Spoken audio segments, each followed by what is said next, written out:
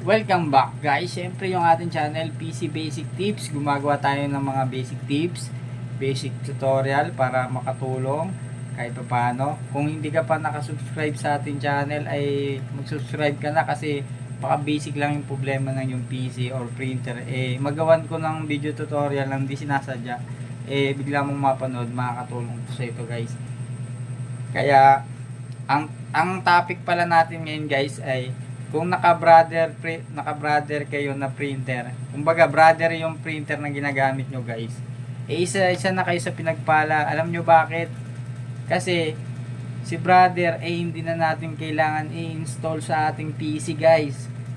Basta yung printer cable ni brother ay i-connect lang natin sa ating PC.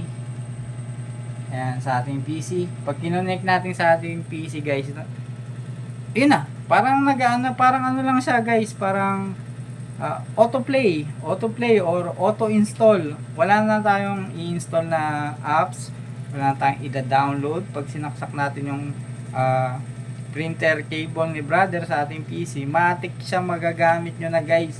Kaya nasabi ko kung naka-brother na printer ang gamit nyo, isa na kayo sa pinagpala. Kasi kay Epson, alam naman, mas marami tayong Epson na printer. Hindi ko sinisiraan si Epson guys kasi isa lang yung printer kong brother, more on Epson talaga ako. Si Epson alam naman, nakailang tutorial na ako na nagagawa na dina-download ko kay Google yung kanyang installer para magamit natin si Epson. Ayan hindi sponsor si brother guys hindi sponsor. Kumbaga ginawa ko lang to kasi tontuwa ako kasi ready na nga ako mag-install. Actually kasi ngayon tagal na sa akin ng printer na brother. Ngayon ko lang siya gagamitin para para makapag-print ako guys kasi hindi kaya na ng isang printer, kailangan dalawa. Kasi si Epson L360 natin dating ginagamit. Pinahinga ko na, kumbaga pang Xerox na lang muna siya kasi talagang ang dami na niyang kinita. Pahinga na niya, more on Xerox na siya, pahinga na siya sa mga print yan.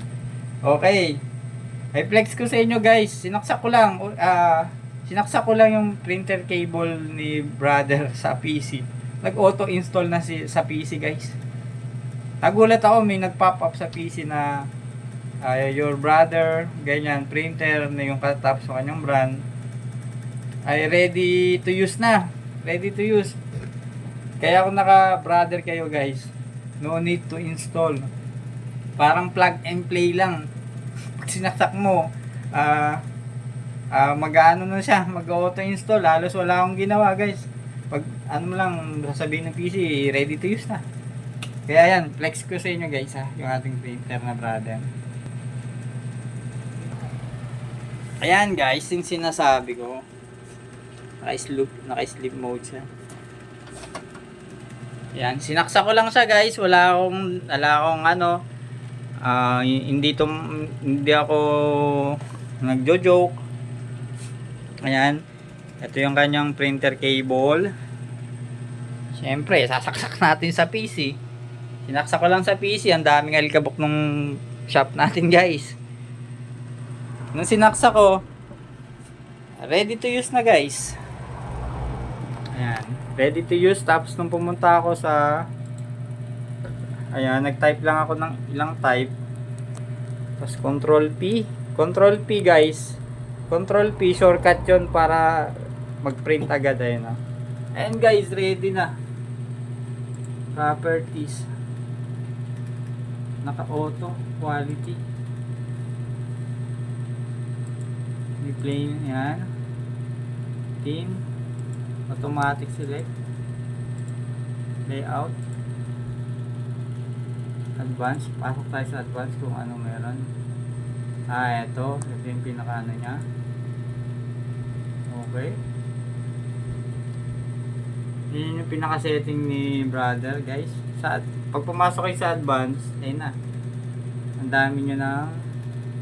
Diyan na yung mga size kung ano gusto nyo, legal, letter, yan, etc. Copy kung ilang copy gusto nyo. Yan. Color, yan, normal. Color, kung gusto nyo, wala naman pala yun. Print quality, may best, may fine. Yan.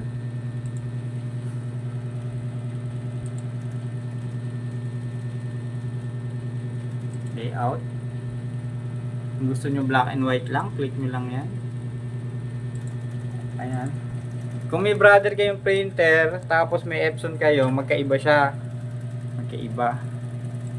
Yan. Kasi ito yung isa nating Epson offline.